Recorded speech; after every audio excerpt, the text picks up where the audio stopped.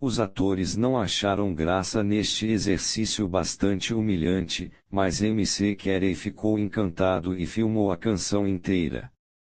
Nada disso estava no roteiro, mas acabou tudo fazendo parte do filme. Às vezes os atores ficavam esperando no set enquanto MC Carey se distraía no piano, então de repente ele vinha com uma ideia sobre o que filmar no dia seguinte. Certa manhã Kun apareceu no set e assistiu a este estranho processo. Eu o contratei para fazer uma grande comédia para mostrar a Frank Capra, ele exclamou. Kun ficou muito aborrecido e cancelou tudo. Sua irritação aumentava dia a dia, mas estava obrigado por contrato a pagar a Dan $40 mil pelo filme, fosse ele filmado ou não. Não podia despedir MC Carey naquela altura sem criar problemas maiores, nem podia fazê-lo voltar ao roteiro original, visto que MC Carey já havia iniciado a filmagem e só ele parecia saber onde o filme ia chegar. Mas com o passar dos dias, os atores começaram a ver certo método na loucura de MC Carey. Ele os filmava em longas tomadas nas quais uma boa parte do trabalho deles era dirigida de uma forma livre, as cenas tinham espontaneidade e eram animadas. Por mais casual que parecesse, ele sabia o que queria e refazia a filmagem mais simples se a expressão no rosto dos atores não fosse suficientemente amorosa. Os dias de filmagem eram curtos e objetivos.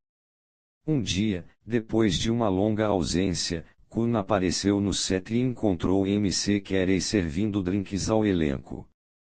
Kun estava a ponto de explodir quando o diretor lhe disse que estavam bebendo para comemorar tinham acabado de encerrar as filmagens.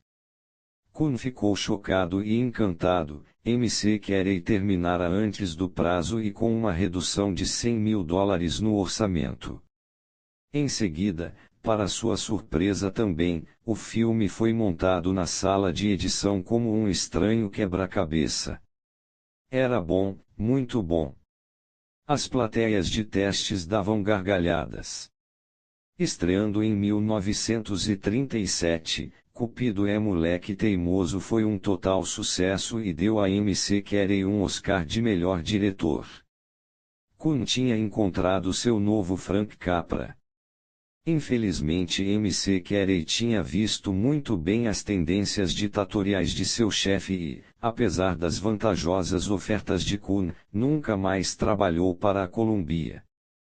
Interpretação: Leo MC Carey, um dos grandes diretores da era dourada de Hollywood, era essencialmente um compositor e um letrista frustrado.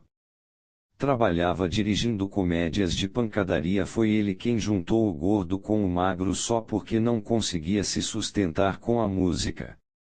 O filme Cupido é Moleque Teimoso é considerado uma das melhores comédias amalucadas de todos os tempos, e tanto seu estilo quanto o modo como MC Carey trabalhou nele vinham de seu instinto musical. Ele compunha o filme em sua cabeça da mesma maneira solta, mas lógica, que usava para brincar com uma melodia no piano.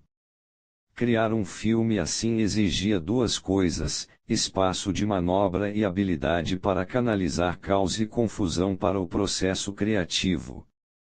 MC Carey mantinha-se distante de Kun, dos atores, dos roteiristas, na verdade, de todos o máximo possível. Ele não se deixava encurralar pela ideia de ninguém sobre como fazer um filme.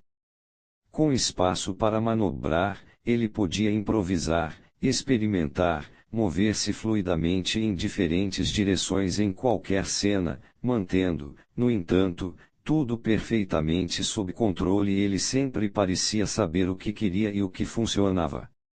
E como filmar desse jeito fazia cada dia parecer um novo desafio, os atores tinham de reagir com sua própria energia, em vez de simplesmente regurgitar palavras de um roteiro.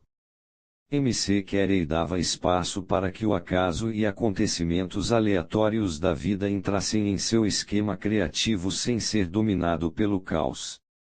A cena que ele foi inspirado a criar quando soube da falta de habilidade musical de Danny Bellamy, por exemplo, parece não ensaiada e real porque na verdade foi isso que aconteceu. Se estivesse no roteiro teria sido bem menos engraçada. Dirigir um filme ou qualquer projeto artístico profissional ou científico é como lutar em uma guerra. Existe certa lógica no modo como você ataca um problema, molda seu trabalho, lida com o atrito e a discrepância entre o que você quer e o que consegue. Diretores ou artistas, com frequência, começam com grandes ideias, mas ao planejarem criam uma tal camisa de força para si mesmos, um roteiro tão rígido a seguir e formas nas quais se encaixar, que o processo perde toda a graça, não sobra nada para explorar na criação em si e o resultado final parece artificial e frustrante. Por outro lado, artistas podem começar uma vaga ideia que parece promissora, mas são preguiçosos demais ou indisciplinados para lhe dar forma. Eles criam tanto espaço e confusão que no final nada combina. A solução é planejar, ter uma ideia clara do que você quer, depois se colocar em um espaço aberto e dar a si mesmo opções para trabalhar. Você dirige a situação, mas deixa espaço para oportunidades inesperadas e acontecimentos aleatórios. Tanto generais como artistas podem ser julgados pelo modo como lidam com o caos e a confusão, aceitando-os, mas orientando-os para seus próprios propósitos. 5 Um dia, no Japão da década de 1540, em uma balsa lotada de fazendeiros, mercadores e artesãos, um jovem samurai regalava a quem o escutasse com histórias sobre suas grandes vitórias como espadachim, brandindo sua espada de 90 centímetros de comprimento enquanto falava para demonstrar sua perícia. Os outros passageiros estavam com um pouco de medo deste jovem atlético, portanto fingiam interesse pelo que ele contava para evitar problemas. Mas um homem mais velho sentava-se mais afastado, ignorando o jovem fanfarrão. Era obviamente um samurai, também tinha 2 espadas, mas ninguém sabia que, na verdade, tratava-se de Tsukahara Bokuden, talvez o maior espadachim de sua época. Já estava na casa dos 50 anos e gostava de viajar sozinho e incógnito. Bokuden estava sentado de olhos fechados, aparentemente em profunda meditação. Sua imobilidade e seu silêncio começaram a incomodar o jovem samurai, que acabou gritando: "Não gosta deste tipo de conversa. Você nem sabe como manejar uma espada, velho, sabe?" "Certamente que sei", respondeu Bokuden. "Meu estilo, entretanto, é o de não manejar minha espada em circunstâncias tão inconsequentes como esta." "Um estilo de usar a espada que não usa uma espada", disse o jovem samurai. "Não diga bobagens. Como se chama a sua escola de esgrima?" "Chama-se Mutekatsu-ryu, estilo que vence sem espadas ou lutas", respondeu Bokuden. "O que? Mutekatsu-ryu? Não seja ridículo. Como pode derrotar um adversário sem lutar?" A esta altura o jovem samurai estava zangado e irritado e exigiu que Bokuden demonstrasse seu estilo, desafiando-o para uma luta ali mesmo. Bokuden recusou-se a duelar no barco cheio de gente, mas disse que mostraria o Mutekatsu-ryu ao samurai na próxima praia, e pediu ao barqueiro para guiar a embarcação para uma pequena ilha ali perto. O rapaz começou a balançar sua espada para relaxar. Bokuden continuou sentado com os olhos fechados. Ao se aproximarem da ilha, o desafiante impaciente gritou: "Vem! Você parece que morreu. Vou lhe mostrar como minha espada é afiada", e aí pulou para a praia. Bokuden não se apressou, enfurecendo ainda mais o jovem samurai, que começou a gritar insultos. Bokuden finalmente entregou ao barqueiro suas espadas, dizendo: "Meu estilo é Mutekatsu-ryu. Não preciso de espada, e com estas palavras pegou o longo remo do barqueiro e empurrou-o com força contra a praia, arremessando o barco rapidamente para a água e longe da ilha. O samurai gritou, exigindo a volta do barco. Bokuden respondeu, isto é o que eu chamo de vitória sem luta. Eu o desafio a pular na água e nadar até aqui. Agora os passageiros no barco podiam olhar para o jovem samurai desaparecendo ao longe, perdido na ilha, dando saltos, abanando os braços enquanto seus gritos iam ficando cada vez mais fracos. Eles começaram a rir. Bokuden havia demonstrado claramente o que era Mutekatsu-ryu. Interpretação. Assim que Bokuden escutou a voz do arrogante jovem samurai, soube que haveria problemas. Um duelo em um barco lotado de gente seria um desastre, e totalmente desnecessário. Ele precisava tirar o rapaz dali sem luta, e fazer a derrota ser humilhante. Ele faria isto com uma manobra. Primeiro, permaneceu quieto e calado, distraindo sua atenção dos inocentes passageiros e atraindo-a para si como um ímã. Em seguida, confundiu-o com um nome bastante irracional para uma escola de luta, superaquecendo a mente bastante simples do rapaz com um conceito que o deixou perplexo. O samurai atarantado tentou disfarçar com ameaças. Ele agora estava tão zangado e mentalmente desequilibrado que saltou para a praia sozinho, sem considerar o significado bem óbvio de Mutekatsu-ryu mesmo depois de já estar lá. Bokuden era um samurai que sempre confiou em posicionar seus adversários primeiro e vencer facilmente, por manobras e não pela força bruta. Esta era a melhor demonstração da sua arte. O objetivo da manobra é lhe dar vitórias fáceis, o que você pode fazer atraindo os adversários para trocarem suas posições de poder fortificadas por um terreno desconhecido onde terão de lutar desequilibrados. Visto que a força de seus adversários é inseparável da capacidade que eles têm de pensar corretamente, suas manobras devem ser projetadas para deixá-los emotivos e confusos. Se você é direto demais nestas manobras, corre o risco de revelar seu jogo. Você precisa ser sutil, atraindo os adversários até você com comportamentos enigmáticos, irritando-os pouco a pouco com comentários e ações provocantes, depois recuando de repente. Quando sentir que estão sendo dominados pelas emoções, que estão cada vez mais frustrados e com raiva, você pode acelerar o ritmo de suas manobras. Adequadamente posicionados, seus adversários saltarão para a ilha e ficarão encalhados, dando a você a vitória fácil. Imagem: a foice. O mais simples dos instrumentos. Cortar a grama alta ou campos de trigo ainda não maduro é trabalho exaustivo. Mas deixe os talos ficarem castanho-dourados, duros e secos, e nesse breve tempo até a foice mais cega ceifará o trigo com facilidade. Autoridade: batalhas se vencem com carnificina e com manobras. Quanto mais excelente for o general, mais ele contribui em manobras, menos ele exige em carnificina. Quase todas as batalhas consideradas como obras-primas da arte militar, foram batalhas de manobras nas quais com muita frequência o inimigo se viu derrotado por algum novo expediente ou mecanismo, algum golpe ou estratagema bizarro, rápido, inesperado. Nessas batalhas, os vitoriosos perderam muito pouco. Winston Churchill, de 1874 a 1965. Inverso. Não há objetivo nem honra em buscar a batalha direta por ela mesma. Esse tipo de luta, entretanto, talvez tenha valor como parte de uma manobra ou estratégia.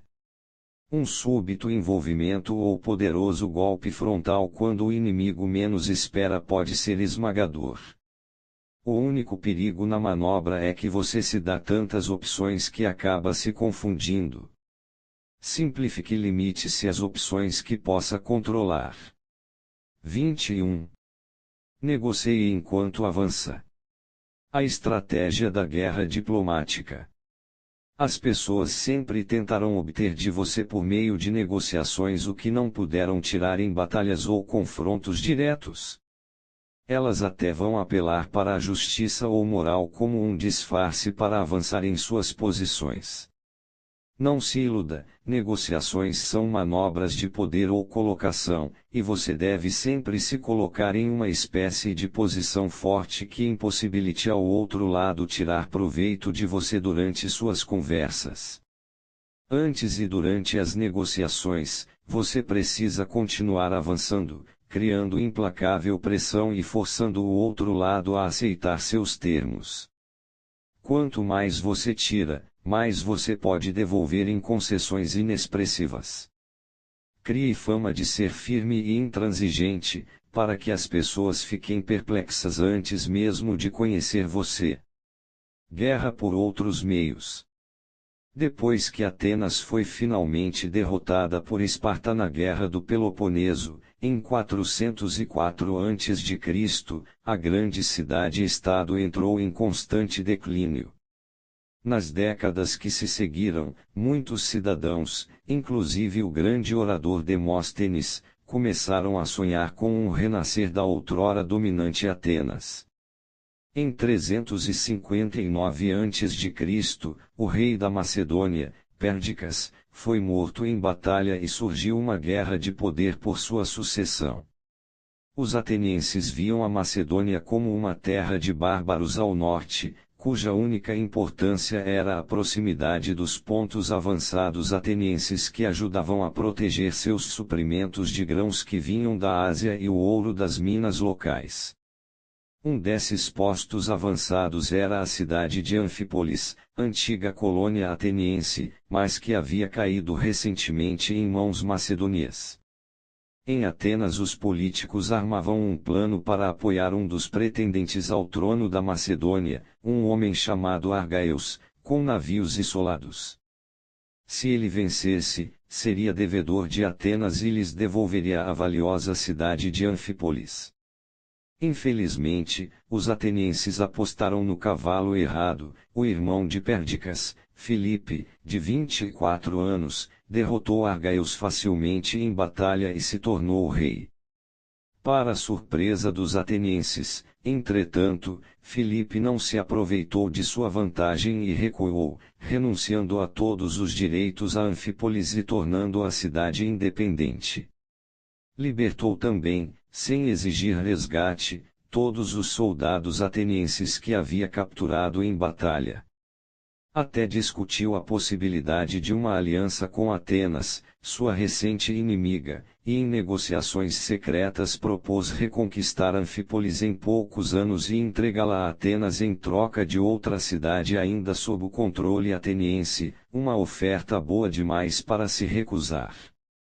Os delegados atenienses nas conversações relataram que Filipe era um sujeito afável e que sob sua aparência rude era nitidamente um admirador da cultura ateniense. Na verdade, ele convidou os filósofos e artistas mais famosos de Atenas para residirem em sua capital.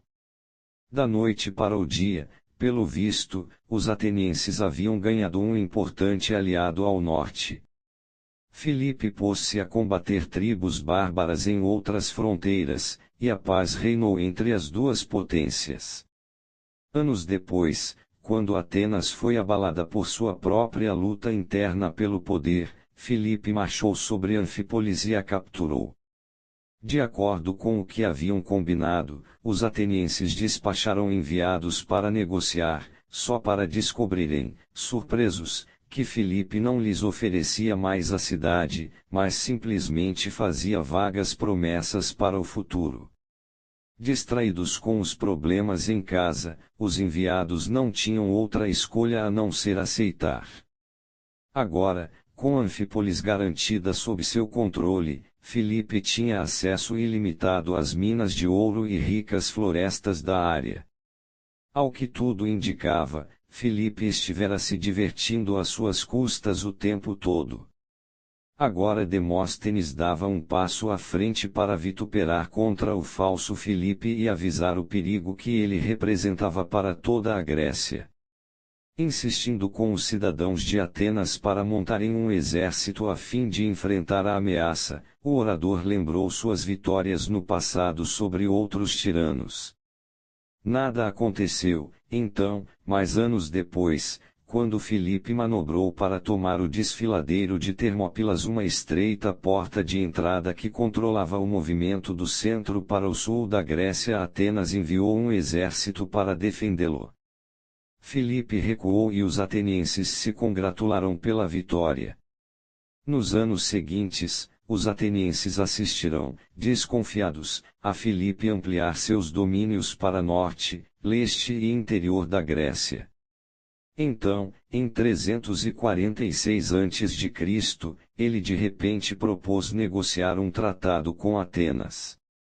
Já estava provado que não se podia confiar nele, é claro, e muitos políticos da cidade haviam jurado jamais tratar novamente com ele, mas a alternativa era arriscar uma guerra com a Macedônia em uma época em que Atenas não estava preparada para isso.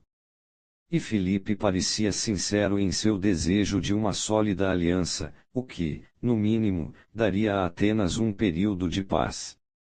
Assim, apesar de suas reservas, os atenienses enviaram embaixadores até a Macedônia para assinar um contrato chamado de Paz de Filocrates. Neste acordo, Atenas cedia seus direitos a Anfípolis e em troca recebia promessas de segurança para seus postos avançados restantes no norte. Os embaixadores saíram satisfeitos, mas no caminho de casa receberam notícia de que Filipe havia marchado sobre Termópilas e conquistado o desfiladeiro. Chamado a se explicar, Filipe respondeu que havia agido para proteger seus interesses na Grécia Central de uma ameaça temporária por uma potência rival, e rapidamente abandonou o desfiladeiro. Mas os atenienses não queriam saber de mais nada, tinham sido humilhados. Repetidas vezes Filipe usara negociações e tratados para encobrir avanços espúrios. Ele não era uma pessoa honrada. Podia ter abandonado Termópilas, mas isso não tinha importância, ele estava sempre assumindo o controle sobre territórios maiores, depois se fazendo de conciliador ao devolver parte de suas aquisições, mas só parte, e de qualquer maneira muitas vezes acabava pegando de volta as terras concedidas. O efeito no final era inevitavelmente ampliar seu domínio. Mesclando guerra com diplomacia enganosa, ele havia lentamente feito da Macedônia a potência dominante na Grécia. Demóstenes e seus seguidores estavam agora em predominância. A paz de Filocrates era obviamente uma desgraça, e todos os envolvidos nela foram expulsos de seus cargos. Os atenienses começaram a causar problemas no país a leste de Anfípolis, tentando garantir o maior número de postos avançados ali, chegando até a provocar discussões com a Macedônia. Em 338 a.C., eles se aliaram a Tebas para se prepararem para uma grande guerra contra Filipe. Os dois aliados enfrentaram os macedônios na batalha em Caironeia, na Grécia Central, mas Filipe venceu a batalha decisivamente, seu filho Alexandre representando um papel-chave. Agora os atenienses estavam em pânico, bárbaros do norte estavam para atacar sua cidade e queimar tudo. E mais uma vez eles se enganaram. Em uma generosíssima oferta de paz, Filipe prometeu não invadir as terras atenienses. Em troca ele assumiria o comando dos postos avançados em disputa no leste e Atenas se tornaria uma aliada da Macedônia. Como prova de sua palavra, Filipe libertou prisioneiros atenienses da recente guerra sem pedir resgate. Ele também mandou o filho, Alexandre, liderar uma delegação até Atenas transportando as cinzas de todos os soldados atenienses mortos em Caironeia. Cheios de gratidão, os atenienses consideram a cidadania a Alexandre e a seu pai e ergueram uma estátua em homenagem a Filipe em sua ágora. Mais tarde, naquele mesmo ano, Filipe convocou uma assembleia com todas as cidades-estados gregas, exceto Esparta, que se recusou a participar, a fim de discutirem uma aliança para formar o que se chamaria de Liga Helênica. Pela primeira vez, as cidades-estados gregas se uniriam em uma única confederação. Logo depois que todos concordaram com os termos da aliança, Filipe propôs uma guerra unida contra os odiados persas. A proposta foi aceita com satisfação, com os atenienses liderando o caminho. Por alguma razão todos haviam se esquecido de como Filipe era desonesto, só se lembraram do rei que recentemente fora tão generoso. Em 336 a.C., antes de iniciar a guerra contra a Pérsia, Filipe foi assassinado. Seria seu filho, Alexandre, quem lideraria a liga na guerra e na criação de um império. E durante todo este tempo, Atenas permaneceria a mais fiel aliada da Macedônia, sua âncora crítica de estabilidade dentro da Liga Helênica. Interpretação. Em um determinado nível, guerra é um negócio relativamente simples. Você manobra seu exército para derrotar o inimigo matando um número suficiente de soldados dele, tomando uma quantidade suficiente de terras que pertençam a ele, ou se fazendo suficientemente seguro para proclamar a vitória. Talvez você tenha de recuar aqui e ali, mas sua intenção acaba sendo a de avançar ao máximo possível. A negociação, por outro lado, é quase sempre desconfortável. Por um lado, você precisa tanto garantir seus interesses existentes como acrescentar ainda mais interesses na medida do possível. Por outro lado, você precisa barganhar de boa fé, fazer concessões e conquistar a confiança do adversário. Misturar estas necessidades é uma arte, e quase impossível, pois nunca se pode ter certeza de que o outro lado está agindo de boa fé. Neste campo desconfortável entre guerra e paz é fácil não entender bem o adversário, chegando a um acordo que a longo prazo não é de seu interesse. A solução de Filipe foi a de ver a negociação não distinta da guerra, mas sim como uma extensão dela. Negociação, como guerra, envolvia manobra, estratégia e trapaça, e exigia que você continuasse avançando, assim como faria em um campo de batalha. Foi por compreender a negociação assim que Filipe ofereceu-se para deixar Anfípolis independente enquanto prometia tomá-la para Atenas mais tarde, uma promessa que nunca teve a intenção de cumprir. Esta manobra inicial lhe conquistou amizade e tempo e o manteve livre dos incômodos atenienses enquanto lidava com seus inimigos em outras paragens. A paz de Filócrates do mesmo modo encobriu os seus movimentos na Grécia Central e deixou os atenienses desequilibrados. Tendo decidido em algum momento que seu objetivo máximo era unir toda a Grécia e liderá-la em uma cruzada contra a Pérsia, Filipe determinou que Atenas com sua nobre história teria de funcionar como um centro simbólico da Liga Helênica. Seus generosos termos de paz foram calculados para comprar a lealdade da cidade. Filipe não se preocupava em cumprir sua palavra. Porque ele deveria honrar seus acordos feito um cordeirinho, sabendo que os atenienses encontrariam uma desculpa mais tarde para estender seus postos avançados para o norte às suas custas. Confiança não é uma questão de ética, é outra manobra. Filipe via confiança e amizade como qualidades à venda. Ele as compraria de Atenas mais tarde, quando fosse poderoso e tivesse o que oferecer em troca. Como Filipe, você deve ver qualquer situação de negociação em que seus interesses vitais estiverem em jogo como uma região de pura manobra, guerra por outros meios.